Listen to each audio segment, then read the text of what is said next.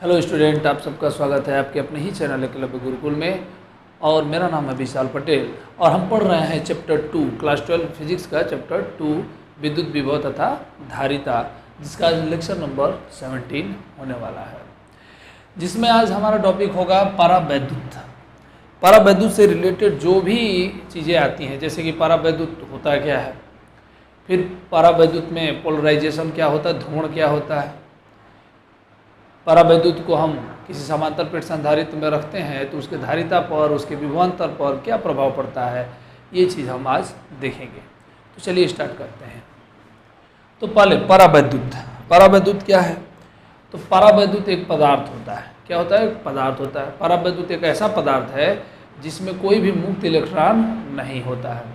परावैद्युत एक ऐसा पदार्थ है जिसमें कोई मुक्त इलेक्ट्रॉन नहीं होता। मुक्त इलेक्ट्रॉन का अर्थ क्या हुआ कि मतलब जितना इलेक्ट्रॉन होगा उतना ही प्रोटॉन होगा, तो वो बाउंड, ये एक दूसरे से क्या होंगे, जुड़े रहेंगे, मुक्त नहीं रहेंगे।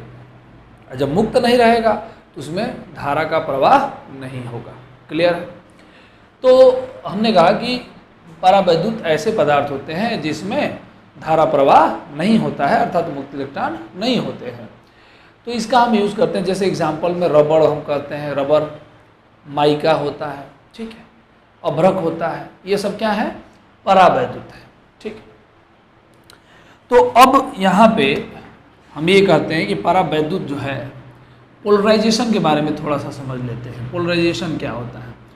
तो देखिए, परावैद्युत तो है कोई हमारे पास, तो उसमें जितने भी मॉलिक्यूल्स होंगे, हमने कहा कि बहुत सारे मॉलिक्यूल्स होंगे, बहुत सारे मॉलिक्यूल्स होंगे उसमें। इसमें लेकिन एक खास बात यह है कि बहुत सारे मॉलिक्यूल्स हैं तो हर मॉलिक्यूल्स में इलेक्ट्रॉन और प्रोटॉन बराबर मात्रा में होंगे। तो लेकिन जब हम इसको इलेक्ट्रिक फील्ड में रखते हैं, इलेक्ट्रिक फील्ड में जब हम किसी बाह्य इलेक्ट्रिक फील्ड में इस परावैद्युत को रखते हैं, परावैद्युत है, मान लीजिए रबर ही है, इसमें इतने सारे मॉलिक्यूल्स हैं, इस सब में इलेक्ट्रॉन और प्रोटॉन होंगे ही, और उसमें क्या होगा कि इलेक्ट्रिक फील्ड में हमने इसको रखा है, एक बाह्य इलेक्ट्रिक फील्ड में, तो क्या होगा, इसके जो कम से कम इतना तो जरूर होगा, ये फ्लो तो नहीं कर सकते लेकिन अपने ही मॉलिक्यूल्स में रहेंगे तो, लेकिन फिर भी इलेक्ट्रिक फील्ड का डायरेक्शन ये है, तो इसमें जितने भी प्रोटॉन होंगे कहीं इस साइड में आ जाएंगे, क्योंकि प्रोटॉन जो प्लस होता है वो किधर, इलेक्ट्रिक फील्ड के डायरेक्शन में चलता है, और इलेक्ट्रॉन किधर, इधर हो जाएंगे। तो सभी मॉलिक्यूल्स में पॉजिटिव और निगेटिव ऐसे ये पोलराइज हो जाएंगे, इनका ध्रुवण हो जाएगा। ठीक है, लेकिन एक बात, चूंकि अपने ही मॉलिक्यूल्स में ये रहते हैं, इसलिए इनका पूर्ण रूप से ध्रुवण नहीं होता है, आंशिक ध्रुवण होता है। क्लियर है? तो इसको हम क्या बोलते हैं? पोलराइजेशन। इसका चूंकि यूज होने वाला है तो इसके बारे में हमने आपको क्लियर कर दिया। तो आइए हम देखते हैं नेक्स्ट।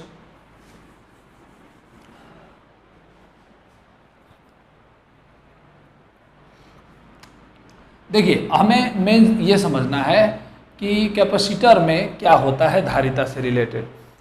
तो फर्स्ट, यदि पूर्ण रूप से भरा हुआ कैपेसिटर हम ले, पूर्ण रूप से परावैद्युत है, पूर्ण परावैद्युत संधारित्र, संधारित्र में हम कौन सा संधारित्र पढ़ रहे हैं? समांतर प्लेट। पूर्ण परावैद्युत संधारित्र की धारिता चाहे विभवांतर वगैरह वगैरह, ये सब हम लोग देखेंगे। तो इससे रिलेटेड बातें हम करेंगे, इसी में विद्युत क्षेत्र, विभवांतर सब आ जाता है। तो यहाँ पे ये समझेंगे हम कि देखिए, यदि कोई कैपेसिटर है, ऐसे कोई कैपेसिटर है, इसमें पूर्ण रूप से ऐसे भरा हुआ है परावैद्युत, पूर्ण रूप से इसमें परावैद्युत भरा हुआ है, इस पे जो है प्लस सिग्मा, इस पे माइनस सिग्मा, पूर्ण रूप से परावैद्युत भरा होगा। तो चूंकि तो ये तो टोटल इसी जो भी इसमें माइनस वाले होंगे सब इधर और प्लस वाले इधर हो जाएंगे। इस परावैद्युत का परावैद्युत कांस्टेंट नियतांक, परावैद्युत नियतांक के है। ये वो वाला के नहीं है जो हम लोग लिखते हैं 9 × 10⁹, ये वो वाला के नहीं है। ठीक है, ये जो के लिखा जाता है वो होता है स्मॉल के। ओके, और यहाँ पे जो के लिखा गया है वो है कैपिटल के।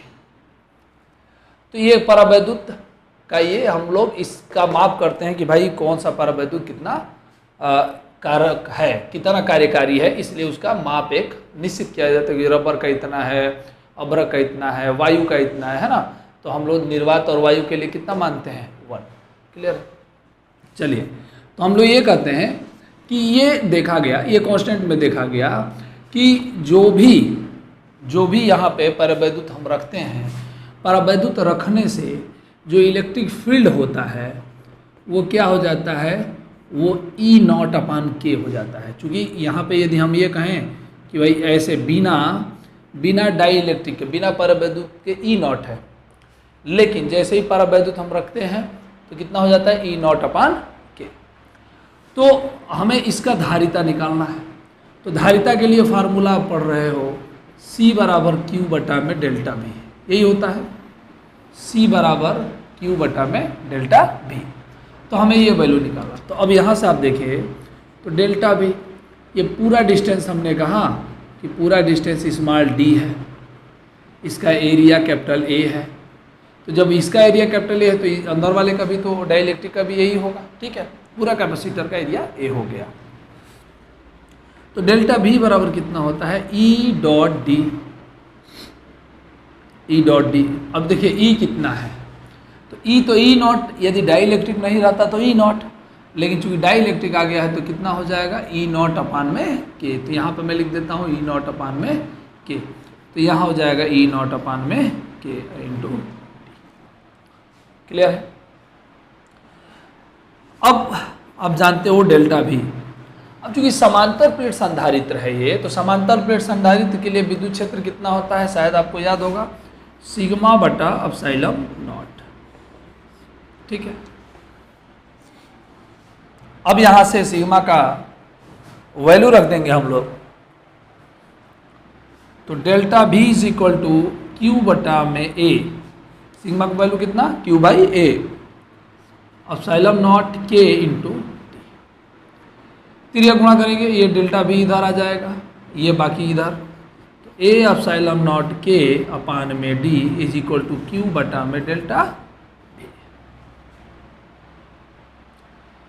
अब यहाँ से Q अपान डेल्टा V को ही क्या बोलेंगे, C। तो मतलब इसका हम लोग कह दिए कैपेसिटर C। और नॉर्मल बिना डाई इलेक्ट्रिक के हम C निकालते थे, तो C0 कितना हुआ करता था, यहाँ पे लिख देता हूँ, C0 कितना हुआ करता था, A एप्सिलॉन नॉट अपान में D। डाइलेक्ट्रिक परावैद्युत नहीं है तो C0 कितना, A एप्सिलॉन नॉट अपान में D। तो यहाँ पे A epsilon not upon D के जवाब हम क्या लिख सकते हैं, C0 इंटू यहाँ पे K।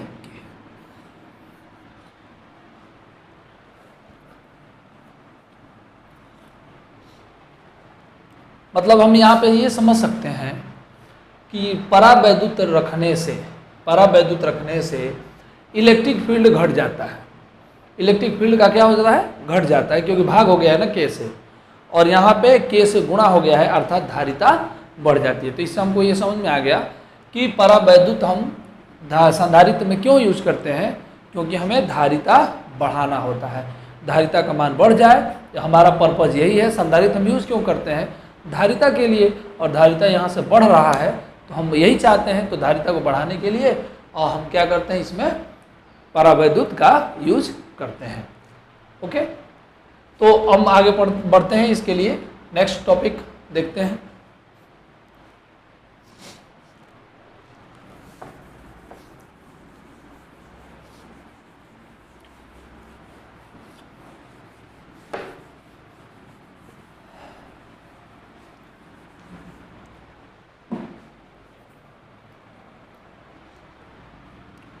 देखिए, हम लोग आंशिक रूप से पढ़ते हैं, आंशिक। अब हम आंशिक रखेंगे। यहाँ पे हमने एक प्लेट लिया, यहाँ प्लस सिग्मा, यहाँ माइनस सिग्मा। इसमें हम लोग आंशिक का मतलब क्या, बीच में ऐसे रख दिया और बाकी दोनों जगह खाली छोड़ दिया। इसकी मोटाई हमने कहा T, बीच की इसकी दूरी है D। ठीक है। अब हमें ये जरूर मालूम हो गया है कि देखिए, इसके बीच पूरा का जो इलेक्ट्रिक फील्ड है ये कैसा होगा, ऐसे। यदि ये डाइलेक्ट्रिक नहीं रहता तो कितना हो जाता है, ई।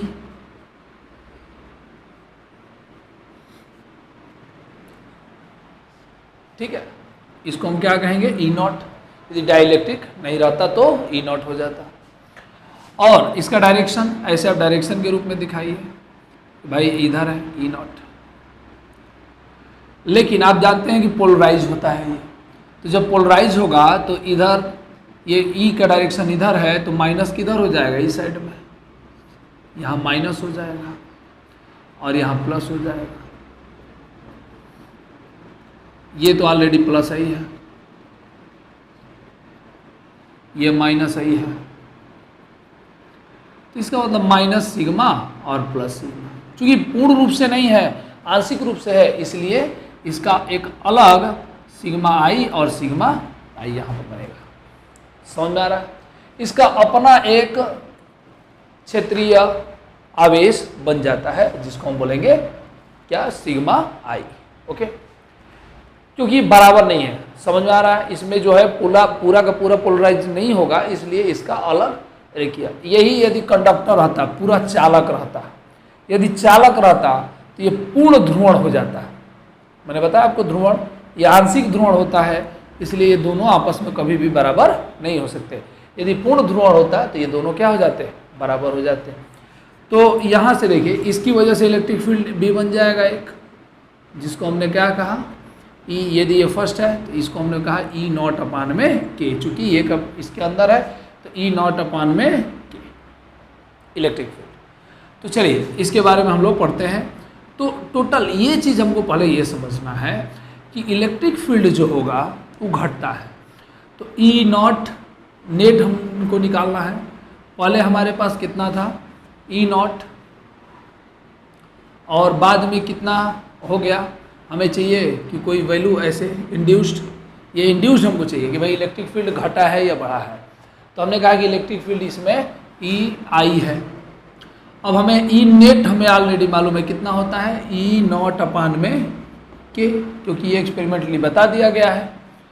तो यहाँ पे ई नॉट और ई आई को हमने इधर ट्रांसफ़र किया, तो ई नॉट माइनस ई नॉट अपान में के। समझ में आ रहा है? हमको ये मालूम है कि इलेक्ट्रिक फील्ड घटता है, तो नेट इलेक्ट्रिक फील्ड कितना होगा, ई नॉट में से इधर वाला इलेक्ट्रिक फील्ड ये घट जाएगा, इसको मैं ई आई बोल देता हूँ अभी फ़िलहाल के लिए, ई आई। तो ई आई घट गया, तो इसका डायरेक्शन इधर है, इसका डायरेक्शन इधर है, तो ई नॉट माइनस ई आई। और ये नेट इलेक्ट्रिक फील्ड हमको मालूम है ई नॉट अपन के होता है, तो यहाँ से हम ई आई निकाल सकते हैं, ई नॉट कॉमन 1 माइनस 1 अपान के। तो कितना इंड्यूस्ड इलेक्ट्रिक फील्ड होता है इसका मान हम ऑलरेडी यहाँ से निकाल सकते हैं। भाई इसके अंदर इलेक्ट्रिक फील्ड कितना है, अब इसके अंदर चार्ज कितना है, ये सिग्मा आई का मान कितना है ये भी हम निकाल सकते हैं। तो चलिए ये देखते हैं, ई आई कितना होगा, सिग्मा बटा एप्सिलॉन नॉट। चूँकि आई वाला है तो सिग्मा आई लिखेंगे, क्लियर है। ई नॉट क्या है, इस प्लेट के लिए है, तो सिग्मा बटा ये एप्सिलॉन नॉट, और ये प्लेट के लिए सिग्मा हमने दिया 1 minus 1 by K. Epsilon not से epsilon not cancel, sigma I is equal to sigma 1 minus 1 upon K. ये क्या है, क्षेत्रीय आवेश घनत्व। इस वाले प्लेट पर कितना क्षेत्रीय आवेश घनत्व है यहाँ से हम निकाल सकते हैं। इसको यदि हम चार्ज के रूप में बदलना चाहें तो सिग्मा आई को हम क्या लिख सकते हैं, क्यू आई बटा में ए, एरिया तो भाई दोनों का बराबर है, यहाँ पे क्यू बटा में ए और 1 माइनस 1 बाई ए से ए कैंसिल, तो Q I is equal to Q 1 minus 1 by K.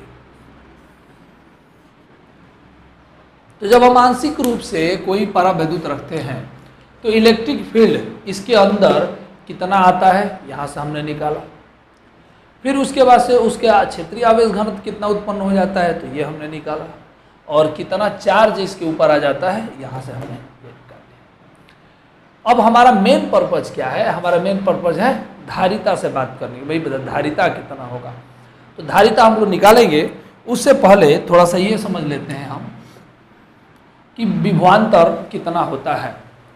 तो हमें ये मालूम है कि नॉर्मली हमको मालूम है कि ई जो है वो कितना हो जाता है, ई नॉट अपान में के।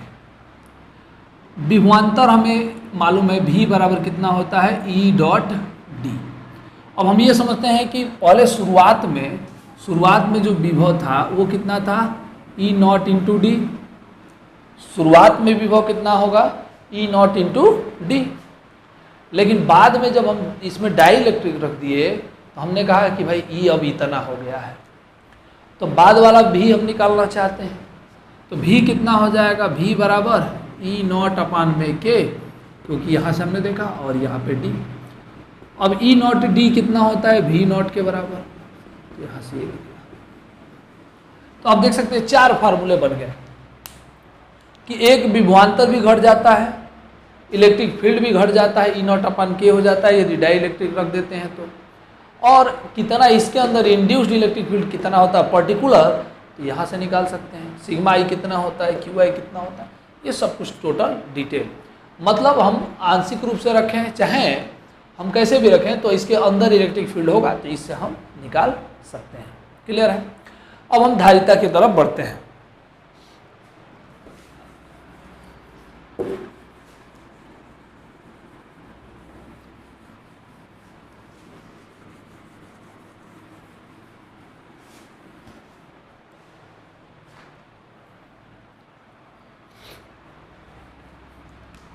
देखिए धारिता, तो धारिता के लिए सीधा फार्मूला हमारे पास है, C बराबर Q बटा डेल्टा V।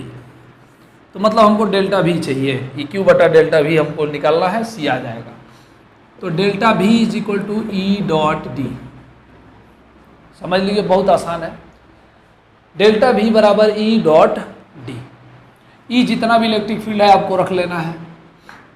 तो अब देखो ये हमको मालूम अंदर वाला ई आई है, मतलब लेकिन बाहर जहाँ कुछ नहीं है वहाँ तो ई आई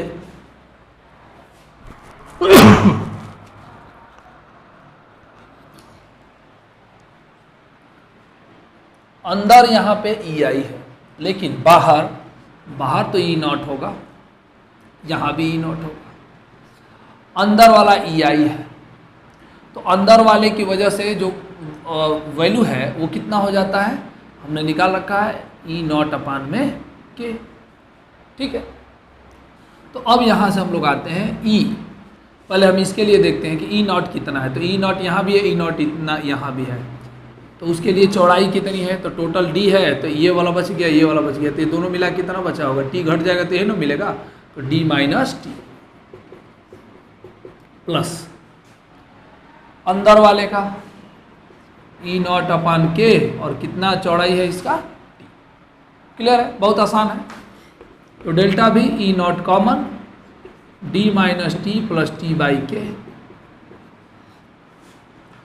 यहाँ से हमने इसको इधर लेकर आया, चाहे यहाँ पर वैल्यू रखिए, delta V is equal to कितना हो जाता है, ई नॉट का value Q by A epsilon naught, और D minus T plus T by K. फिर डेल्टा बी यहाँ, तो ये नीचे वाला कहाँ, ऊपर ए एप्सिलॉन नॉट, और क्या बच गया ये इतना, D minus T plus T by K. यहाँ पे कितना हो गया, क्यू बटा में डेल्टा बी। ये चूँकि गुणा है तो नीचे आ गया भाग, ये भाग है तो आ गया ऊपर। क्लियर, क्यू और डेल्टा बी यहाँ, तो क्यू अपन डेल्टा बी होता क्या है, सी। यहाँ से हम निकाल सकते हैं C बराबर ए epsilon not D minus T plus T by के। ठीक है। तो कोई भी आंशिक रूप से यदि टी मोटाई का परावैद्युत यहाँ पर रख दें तो कैपेसिटर का कैपेसिटेंस कितना हो जाता है, C बराबर ए epsilon not D minus T plus T by के। क्लियर है। अब इसके बाद हम एक परावैद्युत रखे हैं, यहाँ पे हम आंशिक रूप से 2 परावैद्युत रखते हैं।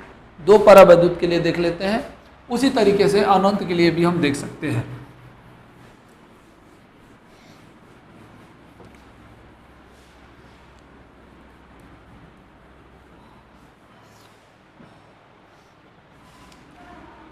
दो परावैद्युत हम रखेंगे, कई हो जाएंगे उसके बाद।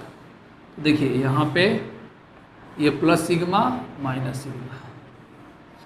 यहाँ पे एक मोटाई यहाँ पे हमने रखा T1 का, और एक दूसरा हम रख देते हैं यहाँ पे T2 का। यहाँ आप देख रहे हैं E0, तो यहाँ पे बन जाएगा, इसका कितना हो जाएगा E0 अपान में ये चूँकि अलग परावैद्युत है तो K1, और इसका E0 अपान में K2, और ये बाहर तो E0 है ही है, जहाँ जहाँ देख सकते हैं आप। चलिए तो हम लोग निकाल लेते हैं। तो डेल्टा V बराबर E डॉट डी, जितने भी E हैं नोट करिए।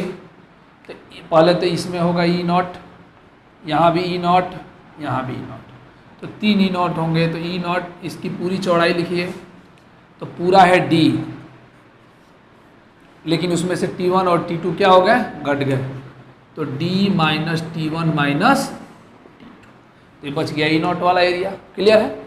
अब E0 अपान K1 किसके लिए, T1 के लिए, E0 अपान में K1 इंटू T1, और यहाँ पे E0 अपान K2, और यहाँ पे T2। क्लियर है। तो डेल्टा भी E0 यहाँ पे हमने कॉमन किया, D minus T1 minus T2, T1 plus K1, और यहाँ पे T2 plus K2। Same process, delta B is equal to Q upon में A epsilon not D minus T1 minus T2 plus T1 by K1, यहाँ T2 by K2। Same process यहाँ भाग में है तो ऊपर आ गया A एप्सिलॉन नॉट, ये पूरा हिस्सा नीचे T1 minus T2 plus T1 by K1 plus T2 by K2 is equal to Q बटा में डेल्टा। Q बटा में डेल्टा भी होता क्या है, C, यहाँ हुआ A epsilon not D minus T1 minus T2 plus T1 by K1 plus T2 by K2। तो हमने देखा कि जब दो हम रख देते हैं अलग अलग परावैद्युत तब कितना धारिता होता है, यहाँ से ये मिला। अब दो से अधिक रखेंगे तो यहाँ पे हम डायरेक्टली नोट में लिख सकते हैं कि देखिए सिंपल, C बराबर A एप्सिलॉन नॉट D, हमने कहा कि भाई हम कोई रखना चाहते हैं, N रखना चाहते हैं, चाहे बहुत सारे, तो T1 माइनस कॉमन कर लिए दोनों में से, तो T1 plus T2 plus T3 dot dot खत्म हो गया, प्लस T1 बाई K1 है, T2 बाई K2 है, T3 बाई K3 है, तो इसको भी जोड़ते जाएंगे, T1 by K1, T2 by K2 dot dot. तो यहाँ से हम अनंत तक के भी यदि हम बहुत सारा यहाँ पे रख देते हैं तो यहाँ पे धारिता कितना होगा हम यहाँ से निकाल सकते हैं। आपको क्लियरली समझ में आ गया होगा कि परावैद्युत का यूज़ क्या है। परावैद्युत रखने से मेन चीज़ क्या होता है, इलेक्ट्रिक फील्ड घट जाती है, कितना हो जाता है E0 अपान K, फिर उसके विभवांतर कितना हो जाता है V0 अपान K, धारिता कितना होता है C0 इंटू K, अर्थात धारिता बढ़ जाता है। और एक आंशिक रूप से यदि हम परावैद्युत यहाँ पर रखते हैं तो A एप्सिलॉन नॉट अपान में कितना हो जाता है D माइनस टी प्लस कितना, यहाँ पे वैल्यू T बाई के, D minus T plus T by के। उसके बाद से हम यदि दो रखते हैं तो D minus T1 minus T2, T1 by K1 और T2 बाई K2, और इसी तरीके से अनंत रखते हैं तो धारिता कितना हो जाता है, यहाँ पे हमने लिख दिया है। इन सबको आप अच्छे से सॉल्व कीजिए और इससे रिलेटेड आप न्यूमेरिकल सॉल्व कीजिए, और इसके बाद हम अगले लेक्चर में इसके अगले टॉपिक्स के बारे में पढ़ेंगे। धन्यवाद।